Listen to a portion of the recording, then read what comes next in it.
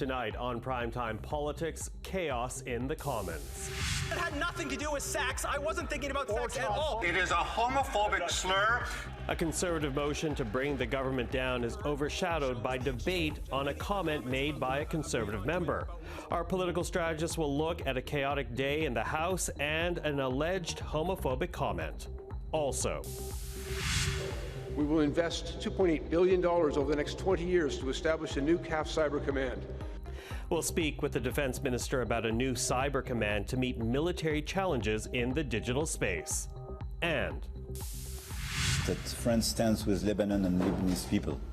What we heard from the French president on his two-day visit to Canada. This is Primetime Politics. Hello, everyone. I'm Michael Serapio. Conservatives are once again asking their fellow MPs to bring the Trudeau Liberals down, the second such motion tabled by the party in as many weeks. The motion tabled today citing a loss of confidence in the Prime Minister and his government, not very different from the motion defeated yesterday. Given that, after 9 years, the government has doubled housing costs, taxed food, punished work, unleashed crime, and is the most centralizing government in Canadian history, the House has lost confidence in the government and offers Canadians the option to axe the tax, build the homes, fix the budget, and stop the crime. But as the debate began on the new motion this morning, a point of order was quickly raised, asking the Speaker about comments allegedly made yesterday by someone on the Conservative side. Microphones were cut, so the comment is not obvious, but some MPs in the House say it was homophobic, a question that again allegedly involved the Prime Minister and Canada's Consul General to New York. We all heard them in this chamber. We all heard what was said, and I appreciate Madam Speaker, that the Speaker's office is now taking this into consideration, and we're expecting a quick and judicious response to what is extreme cowardice from that side of the House that can't admit.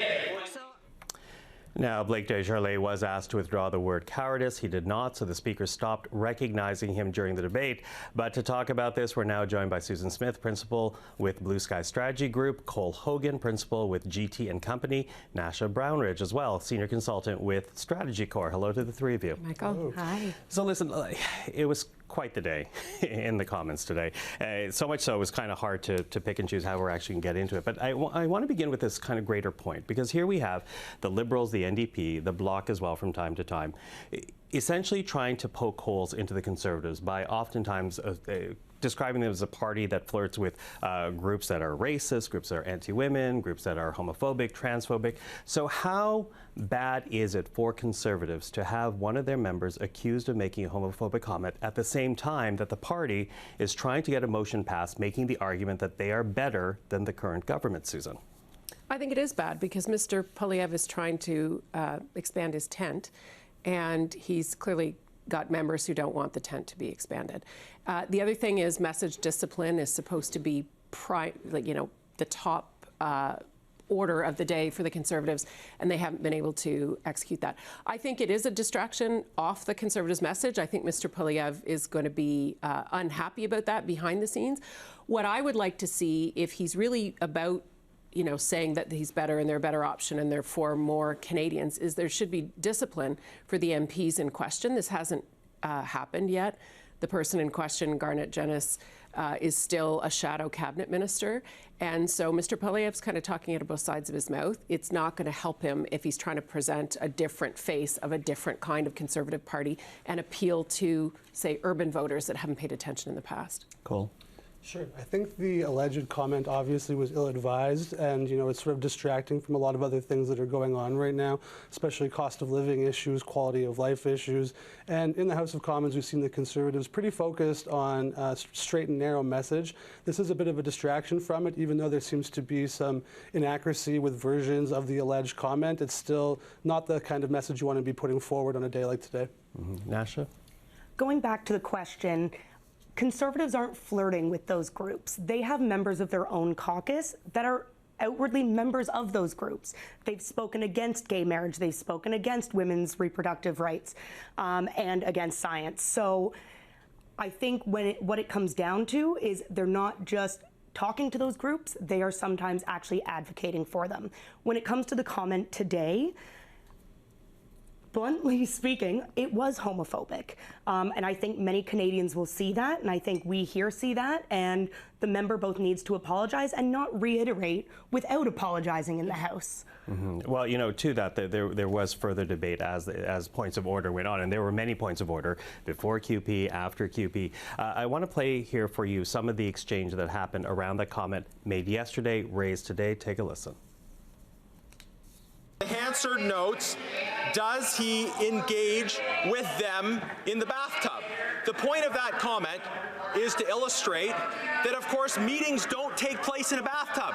A luxurious bathtub has nothing to do with meetings. The Prime Minister's answer had nothing to do with the questions, but it had nothing to do with sex. I wasn't thinking about sex at all. What we didn't hear was an apology, so I just want to understand that the Speaker's saying that a Conservative member can make a homosexual slur against the Prime Minister of the country, and it's okay, and he can defend himself for good 10 minutes speaking. And it is in Hansard. What was said, it is a homophobic slur. There were two of them, and they were both absolutely personal. And if the Consul General in New York were a woman, if she was treated that way in this House would be outraged. Every member of this House should be outraged because it was a homophobic slur, and I want you to take it into consideration. Now, I have to say that was basically the day, even though what you're talking about in the order paper is a motion of confidence against the government, or non-confidence against the government. That really took up a lot of the oxygen today. Your reaction to what was being expressed in the House? Well, Hansard's got it on paper. I think Mr. Angus and Mr. Oliphant made very, very good and solid points. I think Mr. Genuis made an additional fool of himself, and he basically doubled down when he should have said, I'm sorry. I think it's more fodder for Canadians to be frustrated with Parliament, and I don't think it's going to advance the Conservatives' cause in any way, because they basically created more tape and more clips on this to say we're not who, or to allow the other parties to demonstrate that they're not who they say they are. And like I said, the leader hasn't done anything about this, and he could have nipped it in the bud. He could have put Mr. Genuis and others in the penalty box, made a statement and moved on, but he's chosen not to do that. But I think Mr. Oliphant and Mr. Angus were very articulate. But Canadians aren't going to be happy that we're not talking about the business of the day. Well, and I just want to add some clarity to that, because you mentioned Hansard, and this is, I have a copy of it right here. And basically, the Prime Minister he was asked about this new residence for the Consul General in New York. The Prime Minister was answering by talking about the types of meetings with international leaders like Ukraine, and identified in Hansard as an honorable member. Quote, does he engage with them in the bathtub? Again, an honorable member. Did Tom get the top bunk? So that was what was being exchanged. So what do you make of the points of order in the debate that we saw in the House today, Hogan? I think, excuse me. I think as things continue, in this sitting, the fall sitting of the House, we're going to see an increased flair in terms of the rhetoric from all parties. I think things are going to get more intensified, especially as, the Liberals and the New Democrats stare down the barrel of a loss, and they're 20 points behind the Conservatives. And this certainly doesn't help things. It does subtract, like Susan said, from the issues of the day in terms of, the ever-growing increase of prices of groceries, rents, crime in our streets. It does distract from all of those issues, but I think this is a scenario in which all parties will ramp up their rhetoric the more this goes on, which probably says something about how long it'll be before an election. Nasha? If the Conservatives or any party want to criticize the government for a decision they've made, spending, anything, then they should do that. They shouldn't resort to this type of rhetoric that both makes Canadians want to disengage, as Susan said earlier. This is the very reason that Canadians don't want to be involved in politics. They don't want to talk about politics, and it's the reason many people don't run in politics, because they're dealing with vitriol of this nature, and it makes no sense. And while I appreciate what Cole is saying, there's also the fact that I'm seeing this more from one party than the others, and I think many would agree. So while I do believe decorum in the House is going to deteriorate even more as we go on and as these games continue to be played, I think one party, being the Conservatives, is mostly responsible right now. Mm-hmm. You know what's interesting is that I was speaking to another journalist yesterday, and he said, "What week is this?" I said, "It's only the middle of week 2," and he's like, "Oh, has it been that short?" But it has become very vitriolic very quickly, and it does. You know, you talk about decorum in the House. The Speaker, I will say, on these points of order, says he's going to take this under advisement. So we'll see where it goes from the Speaker's office. But can anyone actually play a referee and control the House in this moment in time? Well, it's the Speaker's job to do that. I mean, the parliamentarians had a vote this week, and, you know, they had a motion earlier this week, I think it was Tuesday, where they all talked about they were going to behave better and treat the place with respect, and they've chucked that out of the window. The Speaker has to keep order in the place, and I think what you'll sadly and potentially see are more ejections from the House of Commons if people misbehave. If there's unparliamentary language, you know, the Prime Minister said the word crap yesterday. That's unparliamentary, but he withdrew it. We've seen Mr. Poilievre dig in and not withdraw things. We saw Mr. Genis double down. We'll see if he ever apologizes. But it's the job of the Speaker to keep the House in line, and it matters for each of the leaders to be able to set the tone for their own parties too. And I would agree with Nasha that Mr. Poilievre isn't doing it. Cole? Yeah, television was introduced to the House of Commons in 1977, and at the time they were like, is this going to make the House of Commons into a TV drama? How are we headed for a new era of Canadian politics where politicians just perform for the camera? And I think a lot of the concern is the exact same today. So I think as things progress, we're going to see, you know, to everyone else on the panel's point, we're going to see people double down, probably triple down, and dig their heels in as we move towards the next election. Mm-hmm. Sorry, I was going to say, television 77, social media now, right? They're playing for the clips. Yesterday, Poilievre got up and had a no-note speech on his non-confidence motion, right? That's all about social media and the clips. The reason Garnet Genuis hasn't been disciplined is he has like 70,000 followers combined from a certain component or base of the party on his social media outlets. So they don't want to shut this guy up because he's a pipeline to a particular right wing of the party or a social conservative wing of the party. So the Speaker is going to have challenge, but it's television, social media, and we're driven by the almighty phone and the video clip. And that's what's motivating a lot of this stuff, unfortunately. The only thing I would really quickly add is that there is a new contingent of the Conservative Party. It's millennial. It doesn't look a lot like the SOCON element used to in the party. So there is an active element that's counterbalancing, you know, a view of the past that I would say is not as strong as it used to be. Nasha. So, and responding to Cole, absolutely. But at the same time, there is still that wing, and it is there. And it is, today, it's shining through. And I do think it is on Pierre Poilievre to either shut it down or let it go. And then ultimately, it will be up to Canadians to decide. When it comes to the Speaker, I do think he has a very, very difficult job to do right now, but it is his job.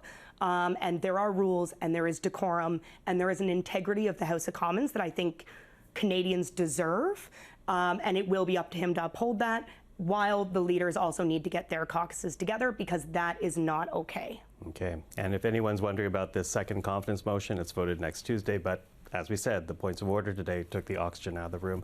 Susan, Cole, Nasha, thank you very much. Thank you. Now, we should note that the Speaker took away 3 opportunities for Conservatives to ask questions during question period today, the result of something that happened last week. When Pierre Poilievre accused the NDP leader of being a fraud and a phony, Mr. Singh reacted by stepping out onto the floor of the Commons and calling out the Conservative leader, after which both leaders were asked to apologize by the Speaker. Mr. Singh did, Mr. Poilievre did not, which is why the Conservative opportunities were docked today. Well, the Canadian Armed Forces is rejigging the way it will take on the new frontier, with Minister Bill Blair and the Chief of Defence Staff, Jenny Carignan, announcing the creation today of the Canadian Armed Forces Cyber Command. It is an entity that was promised in Canada's new defence policy, with officials saying the command will coordinate the defence of Canadian interests in cyberspace and reflect similar changes and investments being made by Canada's NATO, NORAD, and Five Eye partners. Well, the Minister for National Defence, Bill Blair, joins us right now. Minister, thank you for being here. Of course, Michael. Good to have an opportunity to speak. Listen, I wonder, as we begin this conversation, just how different Cyber Command will be from the way things are currently happen at D&D, and whether or not it actually addresses any gaps that you think exist in the forces. Well, I think what it does is really well positions us well for the future. You know, there's been some extraordinary work on signals intelligence and other cyber-related matters that have been taking place at Canadian Forces Station Leitrim over a number of years. But by standing up the Cyber Command that we did today, under the leadership of General Yarker, I think really gives us an opportunity to bring a lot of those disparate parts together.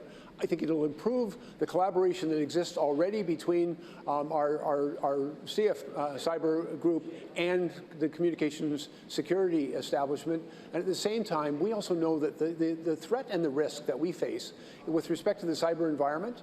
We know the rather aggressive activities of some of our adversaries, the hostile activities of state actors and their proxies, remains a constant challenge to our government and to all Western democracies. And so we're reorganizing ourselves in a way that is very consistent with the way our allies have done it. I think Canada already has, I believe, an extraordinary capability, but this gives us an opportunity to build on it even further. Build on it. So primarily, is this a defensive stance, or are you also looking at an offensive stance with this Cyber Command? Well, and quite frankly, our new Cyber Command will have the opportunity to engage in both activities. I think our primary responsibility is defense of Canada's national interests and our critical infrastructure, and they do some exceptional work there and will continue to build on our capabilities. But we also know that offensive operations are also a necessary part of deterring some of our adversaries and in some of the activities that they're engaged in. And so we have some capability in that, and we're building upon it. Okay, so walk us through where this actually fits into the D&D structure. Does this become like a new branch of the armed forces, like the Army, Navy, or Air Force, or some specialized force within D&D? Well, it is a specialized force within D&D, but we have stood up a new command, and I think that it identifies the significance and the importance that we place upon the actions of our Canadian Armed Forces as they deal with cyber threats.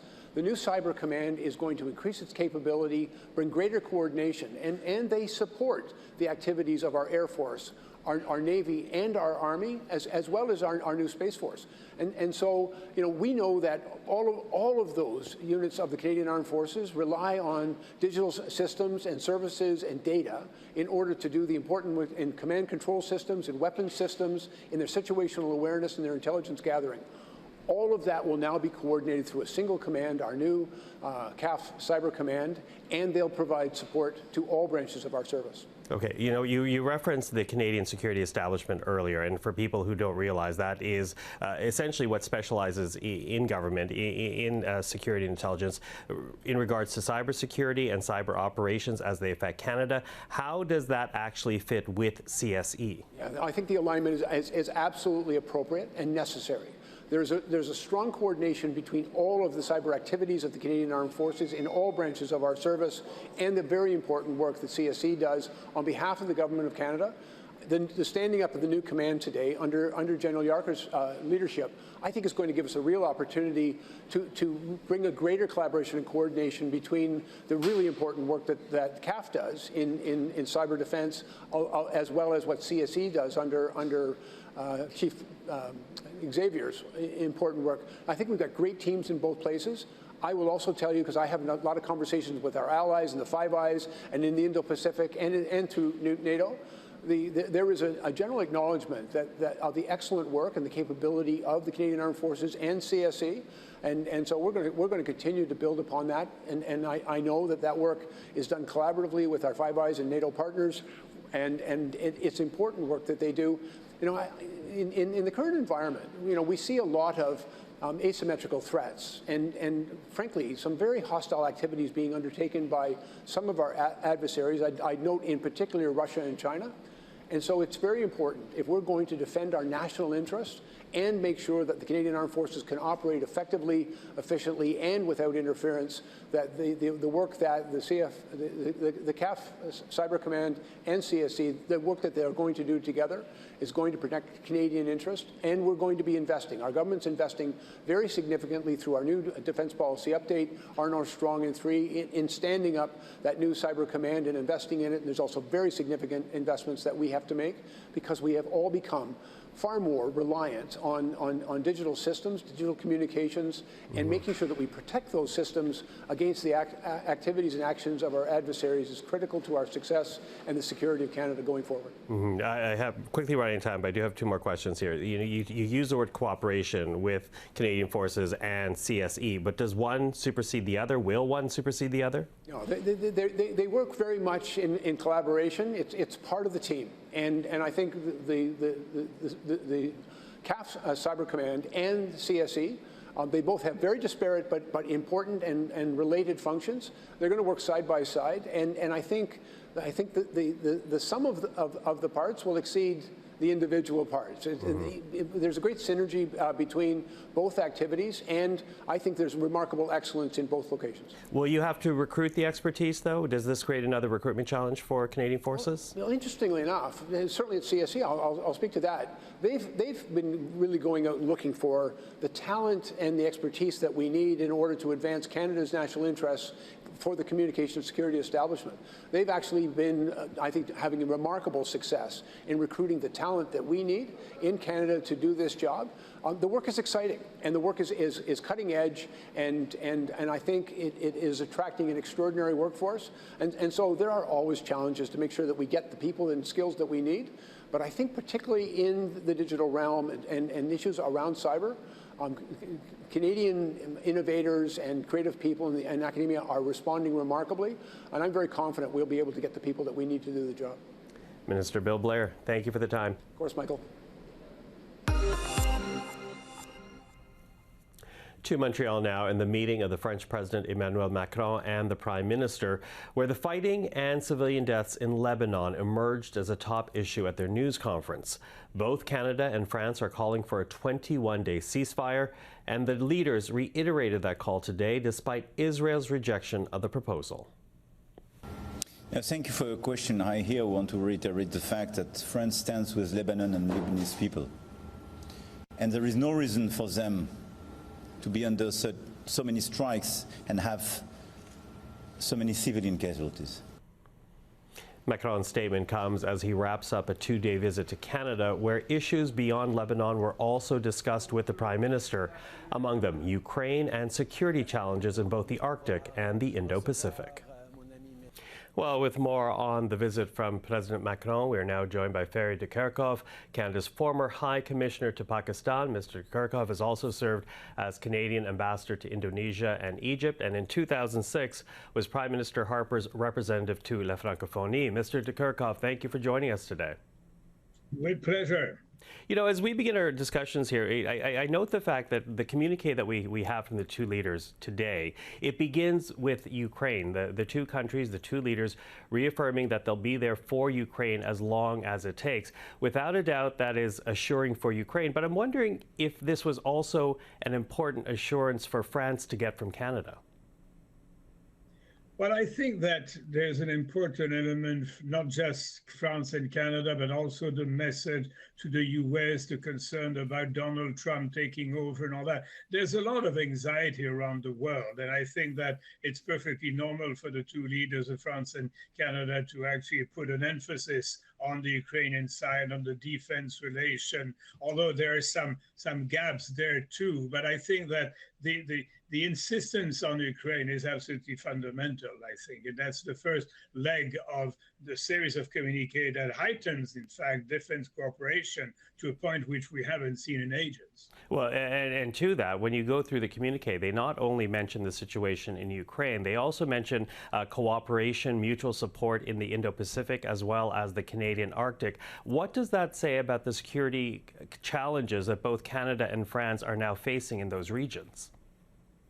Well, I think the Indo-Pacific has two legs, if I may. First of all, the concern we have with might go on in Taiwan, and to what extent, again, is the support of the U.S. if Trump wins going to continue. All of these issues are up in arms.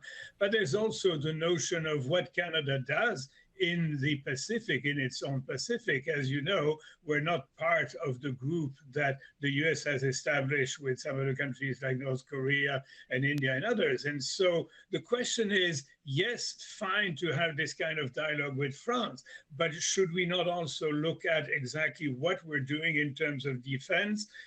What is it that we are doing in terms of modernizing our forces? We're still waiting to, our problem in Canada is always the same. We do a lovely review of our defense policy, and then we hopefully one day do a review of our foreign affairs policy. But in fact, it's not happening. We've never combined the two. We've never developed a real, what I would call a real military operational and security strategy, which is something that I've written about for many years. And so, in a way, all of these commitments with France are great, but we will also have to look at very carefully at what we're doing in terms of beefing up our own defense. After all, the Prime Minister has announced in 2036 that we'll reach the 2%. All of these issues are contrasted by the very strong communique that we're reading. Yeah, contrasted, as you say, and also, again, the focus on the Arctic, as that is creating its own security challenges. The latest defense policy very much pointed to that, and of course, just paper right now, how that materializes is something that Canada's watching, world leaders are watching. So we'll continue to watch this visit to see how that kind of languaging emerges. But I also want to talk a bit about the French language, because part of this visit seems to be as well from the French mission is to emphasize and to foster French language outside of Quebec. Why is that important for France right now? Well, France has always attached a certain importance to broadening the ability of Canadians to express themselves in both official languages. I remember helping a Minister of Education of France to actually bring some people into France and back and forth all the way to BC. I think we cannot forget that Canada is indeed a bilingual country, but it's nested in a majority English language speaking. And I think with what has happened recently in Quebec, particularly towards university like McGill and others, there's a host of issues there that have to be looked at.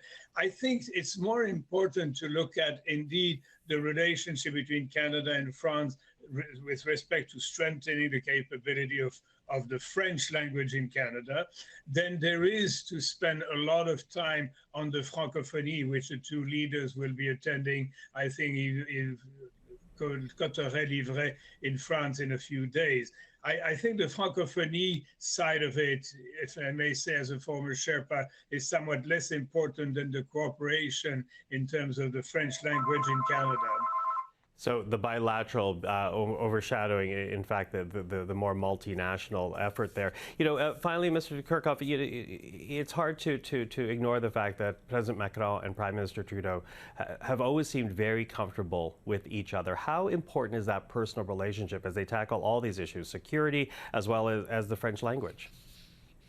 I'm glad you raised that, because after all, they're the same team. Trudeau came 2 years before Macron came. I think they've got this kind of communality, the same kind of travail that they have to go through. Trudeau is weakened, of course, as we know in Canada right now, and Macron has faced a considerable issue, as we have witnessed. I think, but there's also this commitment to many values that I think they share, whether it is environment, whether it's multilateralism, whether it's culture, climate change, you name it. There's a very closeness of view. At a certain time, I thought that relationship had whimpered a bit, but I think it's going strong. And don't forget that Macron now needs his allies, because he's facing a very different French politics that we've witnessed to our dismay. And I think he's managed to build more or less a new government, but it's going to be very, very difficult. So those two leaders are now facing serious political problems. Whether Mr. Trudeau will be able to continue within the next year or so is a big question mark. But meanwhile, those two leaders will try and work on all those fundamental issues. And again, with the eye fixated on the American election. It's the only thing that matters in the eyes of those two leaders right now, over and beyond, of course, their respective policy that they have to grapple with. Ferry de Kerckhove, I so appreciate the insight. Thank you for all this. With pleasure. And that is Primetime Politics for this Thursday. I'm Michael Serapio. For everyone here at CPAC, thank you for watching. Primetime Politics is back tomorrow night. Until then, take care.